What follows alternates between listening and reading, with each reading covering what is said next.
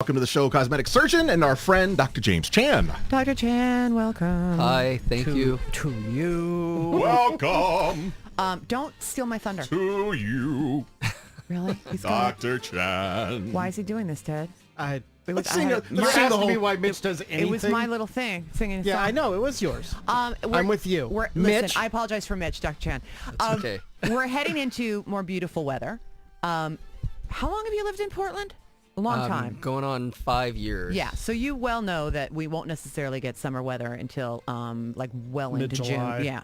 Yeah, but the sun's coming out more and more often, and the sun can apparently hurt your skin. Now, I was a lifeguard for 10 years, and I didn't always use any sort of SPF, and I always thought, well, my family has kind of olive skin. I just, I had a little bit of freckling, but that's the sun doesn't really bother me. I'm one of those lucky people. Then, like, cut to about 4 or 5 years ago, and I have things that are not freckles. They look kind of like large freckles. This is one right here, drives me crazy. And then there's one like, see that on my nose? Well, those are simple fixes. Are we now pointing to things that don't exist? Oh my God, they exist. But what, is that photo aging? Yes. So one of the things that I see as a facial plastic surgeon, wrinkles, sunspots, broken capillaries, all of those things we now know can be attributed to sun exposure.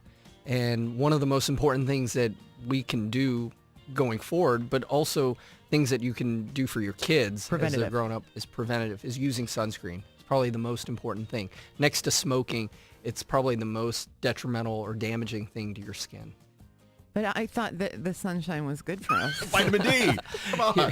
Fresh air. It does feel good, doesn't it? And what minimum SPF do you recommend? So minimum SPF I recommend is 30. If you go beyond 50, it really isn't doing all that much. And what SPF is, it stands for sun protection factor. And what it tells you is how much time you can actually spend in the sun before you get burned. But it doesn't mean that you should lather on SPF 50 and, never reapply it. The best thing to do is to constantly reapply, especially if you're going to be active. But what about my pores? My pores. No, there are a couple of different kinds of sunscreen too. There's there's like zinc, which is like a little It's like white. shield for your face. Yeah. Yeah.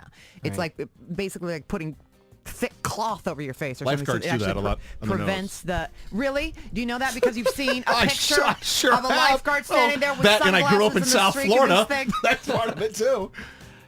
Yes, they do.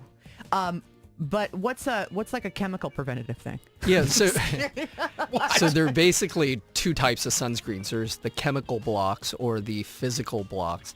And the physical blocks are the zinc or titanium oxide, and they're essentially a shield. They deflect the ultraviolet rays. Now, in the past, they used to be really thick and, white and pasty and very hard to use. But now with the technology, there's nanotechnology. So most of the zinc and the titanium is micronized.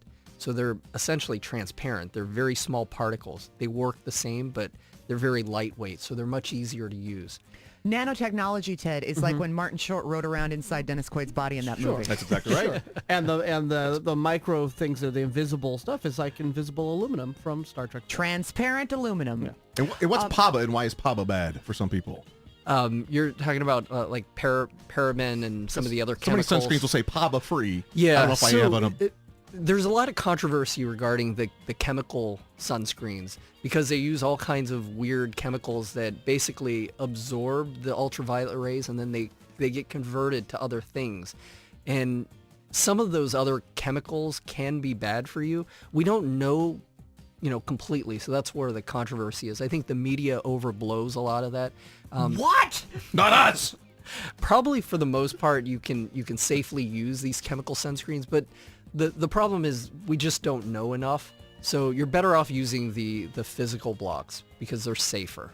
And they're not all super thick and opaque. Right. They Anymore. are not. What if I just, like, when I go out for the God. tan, if I just, like, sit under the deck? Well, that would And you work. just- will wood work?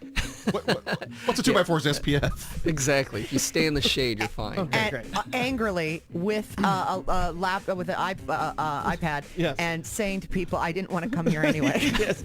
Now, actually, along those same lines, though, we do have cloud cover here a good portion of the year. So how careful do people need to be underneath clouds? Right. No, the cloud doesn't protect you enough. A lot of the ultraviolet rays still get through the cloud. There's UVA and UVB, and UVA is, I mean, it just goes right through the clouds. It doesn't protect at all. So Can't be stopped. right. It won't be stopped. Will It's not what it be. does. It's It's all all it it does. Exactly. So yeah, you should still wear sunscreen cloudy days, and then also on the water and the snow, you get a lot of reflection. Also in the sand, make sure you're wearing sunscreen. What about if the damage has already been done? What can be done about it? Yeah, so we have a team of estheticians that can help you with skincare, maintenance, and all that. And if Are you they need- nanotechnicians? And if you That need, would be awesome. would be Tiny nice. robot spiders. Yeah. and if you need more than that, more aggressive lasers or surgery, I can certainly talk to you about what those options are. But the most important thing is wear the sunscreen. Come in if you need help with that. We can help guide you. Bring in your sunscreen. We'll tell you if it's good or not, and if not, we can recommend some others. Okay, I have a question, and it's going to sound stupid, but it's not. All right, this should be good. Can you scrub away a freckle? That is a good question. No, I mean, like if you, Yeah. I'm thinking with a chemical peel, how deep does the thing go? Is great what question. I'm asking. Right. So a freckle, you're probably Does it going go to down need to to the? Does it go down to the Bone. bone? You're going to need to scrub quite a bit. Like an SOS pad. But say like a mole or a skin tag or something, you could Yeah. probably scrub that away. That's Ah! hard enough. Oh, you That's should crazy. not have Well, some told her people go that. after skin tags with fingernail clippers and don't do that. Yeah, that's normal. Exactly. That's normal.